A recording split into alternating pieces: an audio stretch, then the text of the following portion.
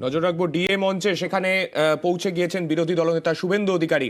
যদি কিছু হয় আগুন জ্বলবে বাংলায়, এদের যদি কিছু হয় 72 ঘন্টা হয়ে গেছে, আগুন জ্বলবে বাংলায়।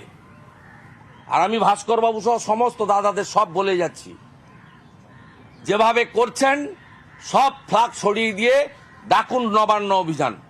আমি আপনাকে বলছি, আমি থাকব।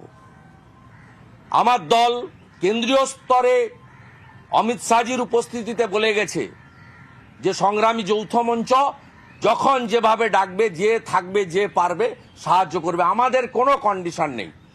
এমপ্লয়ীদের ডিমান্ড লেজিটিমেট, আমাদের এই দাবির পক্ষে থাকতে হবে। অন্যরা কি বললো আমাদের কিচ্ছু জানার দরকার নেই।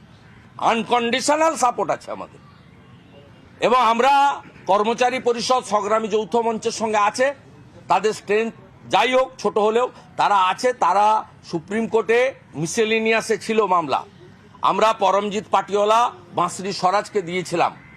এবারে 5 ফেব্রুয়ারি মিসেলিনিয়াস থেকে বেরিয়ে এসেছে। উই আর হোপফুল যে সুপ্রিম কোর্ট এবারে কনসিডার করবে, কারণ মিসেলিনিয়াসে থাকলে না শুনতেও পারত, ওটা ওদের প্রিয়োগেটিভ।